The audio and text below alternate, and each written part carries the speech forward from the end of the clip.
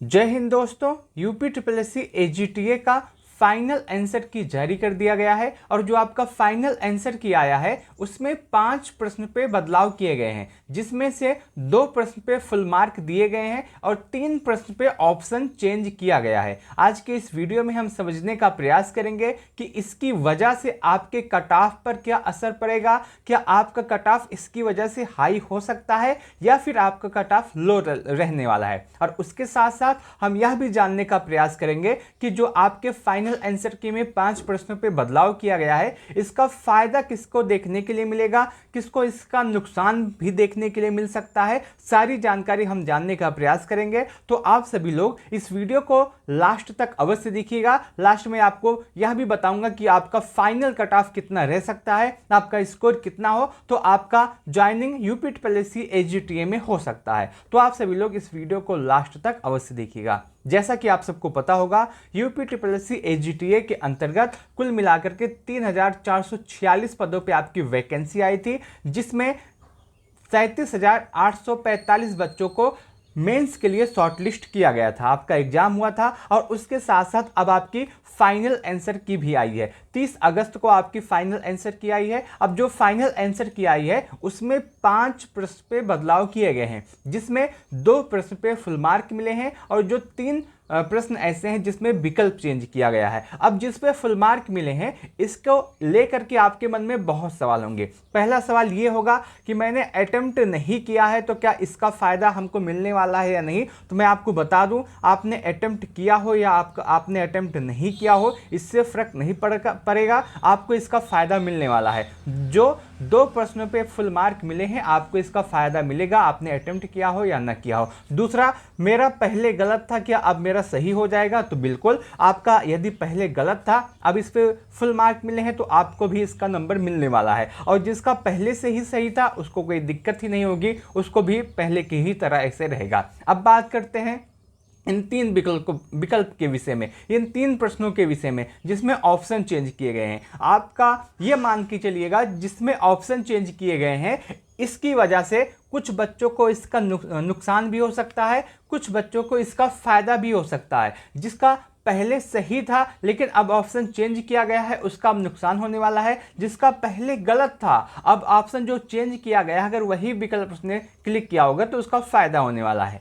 अगर मान के चले कि मान लेते हैं कि आपका पहले 2 सही था 1 गलत था, ये मान के चलते हैं कि आपका पहले 2 सही था 1 गलत था, जो आपका विकल्प है ये विकल्प वाला, अब आपका ये तीनों गलत हो गया है तो इसकी वजह से आपका ये 2 नंबर का तो नुकसान होगा ही होगा। उसके साथ साथ इसमें 0.50 का नुकसान और होगा, क्योंकि इसका माइनस भी इसमें से काटा जाएगा। मान लेते हैं कि एक प्रश्न आपका इसमें से गलत होता है तो एक प्रश्न का आपका नुकसान होगा ही होगा, उसके साथ साथ इसमें जो माइनस है वो भी आपका काटा जाएगा, तो 1.25 का आपका नुकसान होने वाला है। इस तरीके से नुकसान होगा। मान लेते हैं कि आपका तीनों विकल्प अब सही हो गया है, अगर तीनों विकल्प पहले गलत था लेकिन अब सही हो गया है तो इससे आपको ये 3 नंबर का फायदा होगा ही होगा। उसके साथ साथ जो आपका माइनस काटा गया था पहले इसका भी अब फायदा होगा, तो 3.75 का अब आपका फायदा होगा। इस तरीके से फायदा होने वाला है। अब हम देखते हैं कि कौन कौन से प्रश्नों पे बदलाव किया गया है और उसके साथ साथ आपका फाइनल कट ऑफ कितना रहने वाला है। अगर हम बात करें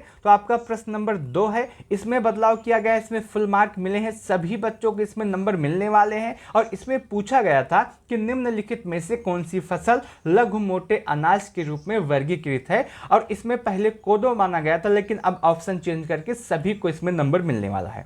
दूसरा जो प्रश्न है जो कि 4 नंबर का प्रश्न है, जिसमें पहले विकल्प माना गया था कुछ और लेकिन अब इसमें सभी को फुल मार्क दिए जाएंगे। ये सभी के लिए अच्छा होगा कि इसमें सभी को नंबर मिलने वाले हैं, चाहे आपका पहले गलत रहा हो या आपने अटेम्प्ट ही नहीं किया हो, इससे फर्क भी नहीं पड़ता, आपको इसमें नंबर मिलेंगे। प्रश्न क्या था, निम्नलिखित में से कौन सा काले चने का सही वनस्पति नाम दर्शाता है, ये आपका प्रश्न है। इन 2 प्रश्नों पे आपको फुल मार्क मिलेंगे, सभी को नंबर मिलेंगे। आगे हम बात करते हैं उन प्रश्नों के विषय में जिसमें ऑप्शन जो है चेंज किए गए हैं, और ऑप्शन चेंज जो किए गए हैं सभी में ई विकल्प मान लिया गया है कि हाँ भैया जो आपके सामने ई विकल्प है वही सही है, और ई विकल्प जब से आया है तब से बच्चों के लिए बहुत ज़्यादा दिक्कत हो रहा है। आप क्या करता है आयोग बस यही करता है कि किसी प्रश्न पे अगर ऑब्जेक्शन किया जाता है तो उसमें विकल्प ई सही मान लेते हैं, जो इनमें से कोई नहीं है वही सही मान लेते हैं। बच्चों को बहुत ही ज़्यादा असुविधा इससे होती है। अगर ऑप्शन ई ना रहता एग्जाम में तो हो सकता था कि इस पे भी बच्चों को फुल मार्क मिल जाए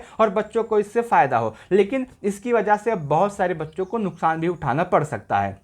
मान लेते हैं किसी का पहले एक प्रश्न सही था, अब गलत हुआ, तो उसको 1 नंबर का ये तो नुकसान होगा ही होगा, उसके साथ साथ इसमें माइनस का भी नुकसान होगा। तो इस तरीके से जब से 5वां ऑप्शन आया तब से बच्चों को बहुत ही ज़्यादा असुविधा हो रही है, बच्चों को बहुत ही ज़्यादा दिक्कत हो रही है। अगर हम बात करें कि किसमें ऑप्शन चेंज किया गया है तो प्रश्न नंबर 37 है, जिसमें अब ऑप्शन चेंज करके इसमें से कोई नहीं माना गया है, ऑप्शन ई माना गया है। दूसरा प्रश्न आपका 83 है जो कि यूपी स्पेशल से आता है, इसमें भी अब ऑप्शन ई माना गया है, इनमें से कोई नहीं। और तीसरा प्रश्न आपका आता है यूपी स्पेशल का, जिसमें भी ऑप्शन चेंज करके 1993 से अब हटा करके इनमें से कोई नहीं माना गया है। ये 3 प्रश्न ऐसे हैं जिसमें अब ऑप्शन चेंज किए गए हैं और ऑप्शन चेंज करके ऑप्शन जो आपका ई होता है, जो लास्ट विकल्प होता है, उसी को सही माना गया है।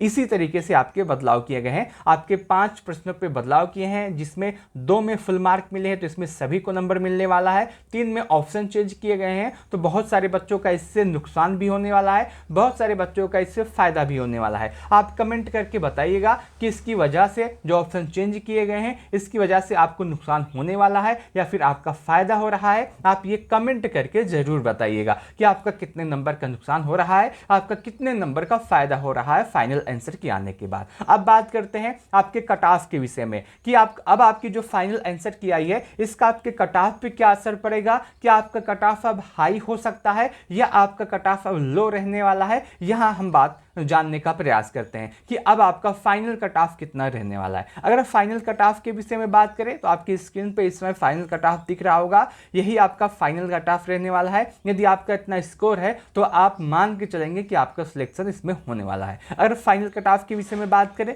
तो यदि आप जनरल हैं और आपका स्कोर इस समय फाइनल आंसर के आने के बाद 45 से 50 के आसपास बन रहा है तो आप पूरी तरह से सेफ हैं, पूरी तरह से सुरक्षित है, आपका इसमें सिलेक्शन होने वाला है। जनरल वाले बच्चों का कट ऑफ 45 से 50 के आसपास जाने वाला है। वहीं यदि आप ओबीसी हैं, आपका स्कोर 43 से 48 के आसपास बन रहा है तो आप बिल्कुल सेफ हैं, बिल्कुल सुरक्षित हैं, आपका फाइनल सिलेक्शन इसमें हो जाएगा। यदि आप ईडब्ल्यूएस हैं और आपका भी जो कट ऑफ है वो आपका 42 से 47 के आसपास है तो आप बिल्कुल सेफ है, बिल्कुल सुरक्षित है। यदि आप एससी हैं और आपका स्कोर 35 से 40 के आसपास है तो आप बिल्कुल सेफ है, आपका फाइनल सिलेक्शन हो जाएगा। यदि आप एसटी हैं और आपका स्कोर 33 से 35 के आसपास है तो आप बिल्कुल सेफ है, आपका फाइनल सिलेक्शन होने वाला है। और यदि आप फीमेल है, आपका स्कोर 35 से 40 है तो आपका फाइनल सिलेक्शन हो जाएगा। एक बात मैं और बता दूं कि इसमें डीबी का कट ऑफ हो सकता है इससे थोड़ा सा कम रहे, क्योंकि ये फाइनल कट ऑफ मैं आपको बता रहा हूं। हो सकता है डीबी का कट ऑफ इससे थोड़ा कम लगे, क्योंकि डीबी में 3 गुना बच्चों को बुलाया जाता है,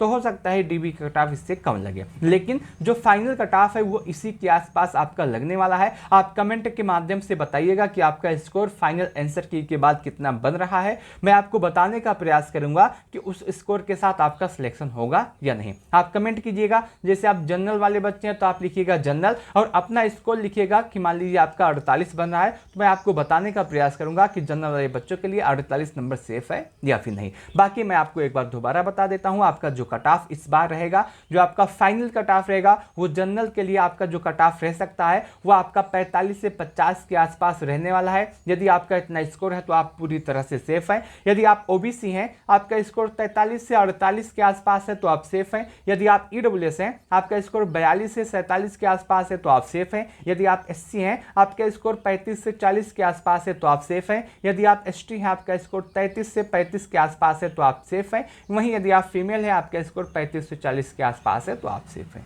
यही आपका सेफ रहने वाला है। आप बाकी आप कमेंट करके बताइएगा कि जो आप फाइनल आंसर की आई है इसमें जो 5 प्रश्न पे बदलाव किए गए हैं इसमें आपका कितना फायदा हो रहा है, कितना नुकसान हो रहा है, कितने नंबर का फायदा, कितने नंबर का नुकसान, ये आप कमेंट करके बताइएगा। बहुत सारे बच्चों का इससे फायदा भी होगा, बहुत सारे बच्चों का इससे नुकसान भी होगा। बाकी आपका स्कोर कितना बन रहा है आप ये भी कमेंट करके बता सकते हैं। इस वीडियो को लास्ट तक देखने के लिए आप सभी का बहुत बहुत धन्यवाद।